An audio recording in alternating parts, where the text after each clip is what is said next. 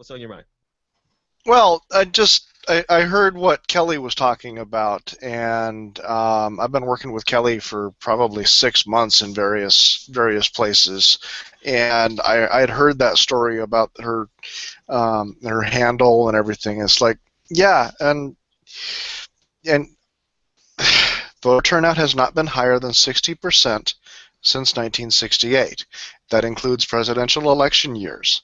And that's a national total. Some states are higher, some states are lower, but overall, we're at a low point in our democracy, and it's not going up. You know, yeah, we had some spikes thanks to a wonderful candidate in 2008, Yeah, but what happened in 2010 right back. kind of balanced it out Mm, because the turnout for progressives and people on the left was completely abysmal in yeah, 2010. Um, and that's why the GOP took the House, and that's why they were suddenly empowered to basically say nothing that the president wants will go anywhere.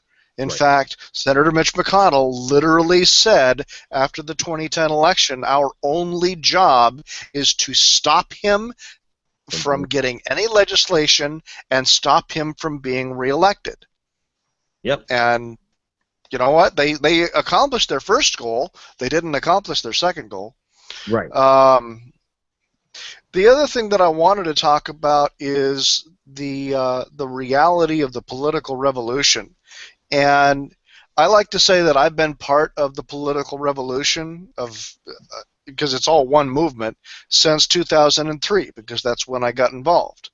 Um, Bernie Sanders has been involved in the political revolution since he was hauled off to jail in Chicago. Yeah. You know, and so the political revolution has been there, and it's been going active for as long as people have been politically active. You know, what, So, to that point, when I interviewed Tick Segerblom from Nevada, he said exactly what you just got through saying. That the progressive movement has been there. It's had its ebbs, it's had its flows. It had a major setback with the assassination of Bobby Kennedy, and of course JFK first, and then Bobby Kennedy, and leaders like Malcolm and Martin, who were to greater or lesser extents progressives. In Martin being a democratic socialist, it has been here all along. It's just been fighting underneath and not able to come into the forefront. What do you think about oh that? yeah, I think it's completely. I completely agree, and it goes back so much further than that.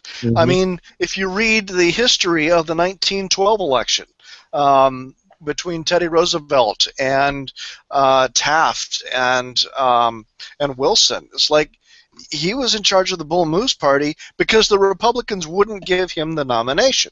Mm, mm. I mean, and his supporters, Teddy Roosevelt's supporters in 1912 Yeah, said, okay, if the Republicans won't give you their nomination, we will give you ours, and right. we'll put you on all 50 states anyway. And you know what? They split the vote, So and how that's viable when then is the Wilson was Green elected. Party, You got a Chad? question from Kelly. Go ahead, Kelly. Yeah, how viable is the Green Party then? Because I've seen people talking about, well, if Bernie doesn't get in, and I know we're not supposed to have this conversation yet, but is it viable for us to vote Green and make that party the progressive party? Jill Stein received 0.36% of the vote in 2012. Hmm. 0.36% of the vote. I love Jill Stein. I love everything that she stands for. And where are her precinct committee officers? Where are her local parties doing the organizing on the ground? Right.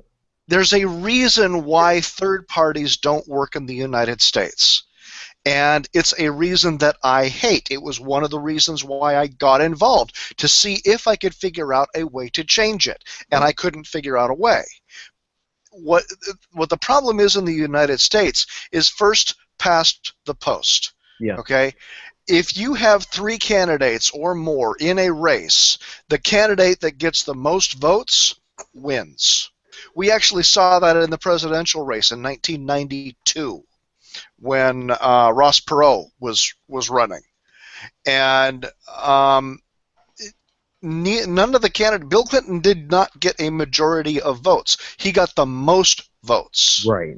Mm-hmm. And so he won the Electoral College because he got that. All right. The Electoral College is a completely different subject. That is a problem that is being solved as we speak, state by state, but that's not what I'm talking about. If third parties want a chance in the United States, we need to change the fundamental assumption of how our election system works. And it's a problem that the founders of our country wrote about in the Federalist Papers. Yeah. They did. They wanted us to avoid building factions and dividing ourselves among different factions for political purposes. They warned us against that because they couldn't figure out how to create an election system where more than two groups could get involved. They couldn't figure out how to create something where coalitions could stand and have a majority and work together in order to get something done. And if you look at history, most of the countries that came in just right after ours, saying, hey, wow, this democracy thing actually works, but I can see a problem, and how do we solve this problem? They came up with the multi-party system. They came up with instant runoff or ranked choice or something like that. It's different in every country on how they describe it. But what they did is they eliminated the spoiler effect, and they allowed people to stand up for what they believe in. In the United States, it's still first past the post after 230 years.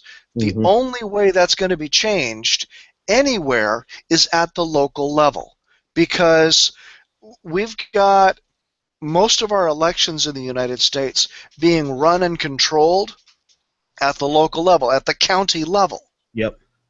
It's not even at the state level, it's down to the county. Yeah, so again, it's about getting involved in your local communities and standing up right. Like, that's where you can make the biggest impact. You people in chat that are talking about wanting to change, go change it. Go to your city and start talking to people and change it.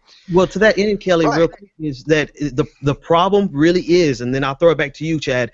The problem that I see in real life is that local politics doesn't have the shine and the glamour of presidential politics, which is why in America we get excited every 4 years, but we fall completely off in every 2 years, and then we do nothing on a local level. And when all of the control, really, like Chad is saying, there's so much control and influence that you can have on the local level that would reverberate nationally if we do like Kelly said and get involved on that very local caucus, your district level. Go ahead, Chad.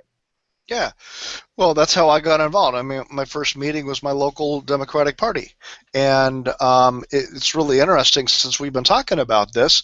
At the very first meeting that I attended, supporters of Lyndon LaRouche, you might remember him, were standing on chairs singing protest songs during the meeting because their candidate, who was running for the Democratic nomination, was so low in the polls, the Democrats wouldn't let him on stage at the debates. Wow. And the sergeant at arms actually had to call the police, and et cetera, et cetera. Now, Lyndon was a flawed candidate, to put it nicely. But I'll tell you what, one of the people... Chad, did we lose you? And he's somebody that I trust because he woke up as soon as the LaRouche people started putting a mustache on Barack Obama's face. It's like, oh, okay, I'm out of here. Okay, he's just being ornery. But he's now supporting Bernie Sanders, and he's one of the strongest organizers that we have in here in Washington State. So what people need is they need to understand the definition of activism. Okay? And everybody says, oh, if I just vote for president, it's good enough. No, that's not being an activist. That's barely being a voter. Okay? Here's my definition of activism. It's knowing the answer to 3 questions. What decision is being made?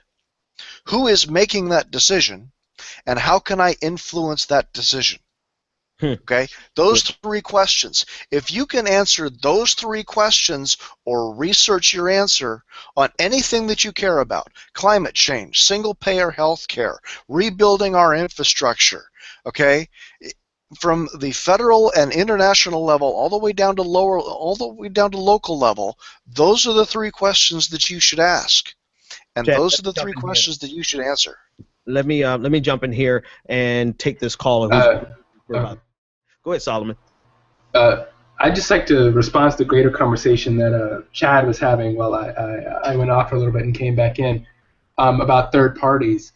And it's the Green Party, I don't think, is ever going to be a viable third party because they're doing it in the way all of the third parties have failed. So they're just kind of replicating the definition of insanity at this point, trying to be a third party outside of the current two. And the way I see both of these parties being broken up and having a multi-party system is from within. That's like Sun Tzu.